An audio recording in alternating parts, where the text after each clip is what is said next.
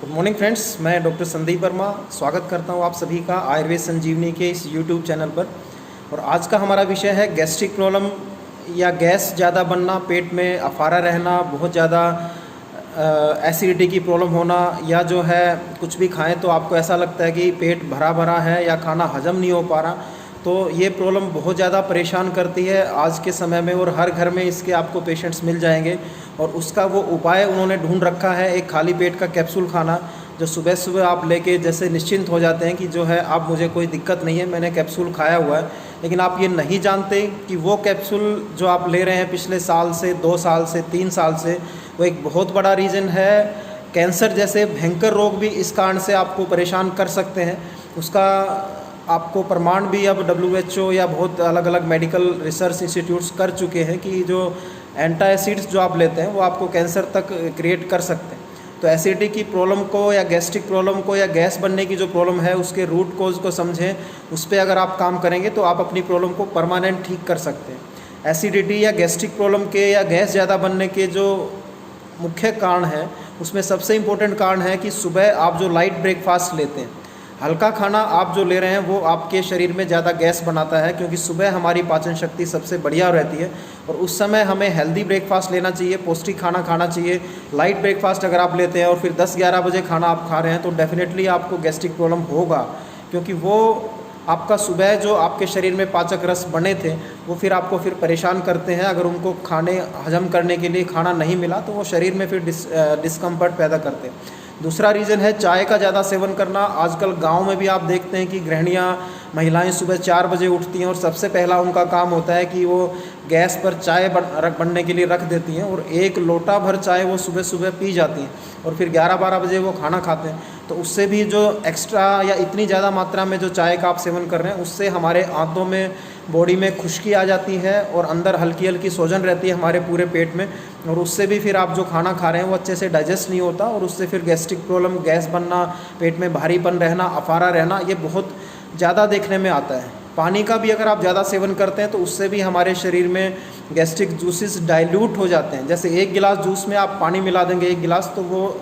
Juice की potency कम हो जाएगी। ऐसे ही एक निश्चित मात्रा में ही हमारे शरीर को पानी की आवश्यकता है। ऐसा नहीं कि आप एक जग पानी पी के सोचें कि शरीर की सफाई होती रहेगी, ऐसा नहीं है। वो उससे हमारे गैस्ट्रिक जूसेस भी वाश हो जाते हैं और फिर हमारा पाचन वीक हो जाता है, हमारी अग्नि मंद हो जाती है। तो ये एक बहुत बड़ा रीज़न है गैस्ट्रिक प्रॉब्लम का।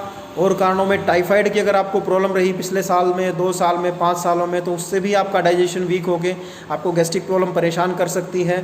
अगर आप वेगों का धारण करते हैं, आप जो भी नेचुरल हमारे अर्जीज़ हैं, मान लो कोई आपको मोशन का इशू है और आप कॉन्स्टिपेशन आपको रहता है या आप रोक लेते हैं मोशन के वेग को, तो उससे भी फिर वायु ऊपर की तरफ हमारे चढ़ के और गैस्ट्रिक प्रॉब्लम करना शुरू कर देती है।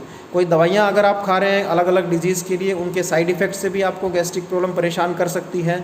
या जो है आपको एक तरह से खाने का टाइम आपका फिक्स नहीं है, आपका डे नाइट की ड्यूटीज़ या शिफ्टिंग ड्यूटी है, या आपका मन परेशान रहता है, ज़्यादा स्ट्रेसफुल आपका लाइफस्टाइल है, बहुत ज़्यादा चिंता टेंशन में अगर आप रहते हैं तो भी आपका खाना अच्छे से हजम नहीं होता और उससे फिर ये गैस्ट्रिक प्रॉब्लम, पेट में भारीपन रहना, पेट में अफारा रहना, बहुत ज़्यादा गैस बनना, ये आपको परेशान कर सकता है। तो ये सब रूट कोज हैं दोस्तों, और इन पे अगर हम काम करेंगे तभी हम अपनी डिजीज़ को ठीक कर पाएंगे, ना कि एक एम्प्टी स्टमक हम कैप्सूल लेके अपनी प्रॉब्लम को ठीक कर सकते हैं। सालों हो जाते हैं आपको एक कैप्सूल खाते हुए, लेकिन आपकी डिजीज़ वहीं की वहीं रहती है, बल्कि टाइम के हिसाब से डिजीज़ और पुराना होके उसको ठीक करना ज़्यादा कठिन हो जाता है। तो जब भी ये प्रॉब्लम आपको परेशान करे, आप समझें कि कारण क्या है। जो मैंने आपको कारण बताए उन सब को समझ के रूट कोज को दूर करने का काम करें। खाने का समय आप फिक्स करें, सुबह हेल्दी ब्रेकफास्ट लें, खाना जब भी खाएं स्लो, धीरे धीरे, अच्छी तरह चबा चबा कर भोजन करें। खाने से 1 घंटा पहले पानी आप पी सकते हैं या खाने के 1 घंटे के बाद पानी पिएं। भोजन के साथ घूट घूट भर के थोड़ा थोड़ा पानी आप पी सकते हैं, बहुत ज़्यादा पानी ना पिए। सुबह उठ के भी 1 से 1.5 गिलास पानी खाली आप लें, एक जग पानी पीने की आपको आवश्यकता नहीं है। 1 या सवा गिलास पानी भी अगर आप लेंगे तो भी आपके पेट में मोशन का अगर कोई इशू है तो इससे ठीक होना शुरू हो जाएगा। खाने में घी का प्रयोग करें, स्नेह का प्रयोग करें। थोड़ा देसी घी आप रोटी पे लगाएं या सब्ज़ी में आप डाल सकते हैं, तो उससे भी आपके शरीर में वायु कम बनेगी, आपकी पाचन शक्ति बेटर होगी, तो आपको ये दिक्कतें जो है धीरे धीरे ठीक हो सकती हैं। घर में आप कोई मेडिसिन लेना चाहें तो एक आयुर्वेद में बहुत अच्छी मेडिसिन है शिवाक्षार पाचन चूर्ण के नाम से। ये आप आधा से पौना चम्मच सुबह शाम खाना खाने के आधे घंटे के बाद लें। आप 5-7 दिन में ही आपको बेटर रिजल्ट आना शुरू हो जाता है। अगर आपको जलन, खट्टी डकार ये ज़्यादा आपको परेशान करती है तो एक मेडिसिन है अविपत्तिकर चूर्ण के नाम से। वो खाना खाने से आप आधा पौना घंटा पहले लें, सुबह शाम आधा से पौना चम्मच ताज़े पानी के साथ, तो उससे भी आपको बहुत अच्छा रिजल्ट मिलेगा। पेट अगर आपका साफ़ नहीं रहता तो आप रात को सोते समय त्रिफला चूर्ण ले सकते हैं 1 चम्मच दूध के साथ, तो उससे भी आपको फ़ायदा होगा। तो इस तरीके से अपनी प्रॉब्लम को समझ के उसके रूट कॉज को दूर करने के लिए काम करें। टेम्परेरी सॉल्यूशंस आपको लॉन्ग टर्म में बहुत ज़्यादा परेशान करने वाले हैं।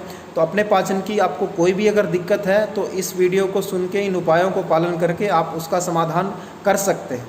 दोस्तों आज के लिए इतना ही, और आपके साथ दोबारा से फिर मुलाकात होगी एक नए विषय के साथ। और आज से अपनी एसिडिटी की प्रॉब्लम को, गैस्ट्रिक प्रॉब्लम को, पेट का अफारा या और कोई इस तरह के डाइजेशन के इश्यूज़ हैं तो उनको आप इन कारणों को दूर करके हमेशा के लिए दूर कर सकते हैं और खाली पेट के कैप्सूल से छुटकारा पा सकते हैं। तो आप सभी साथियों का बहुत बहुत धन्यवाद। जय हिंद, जय भारत।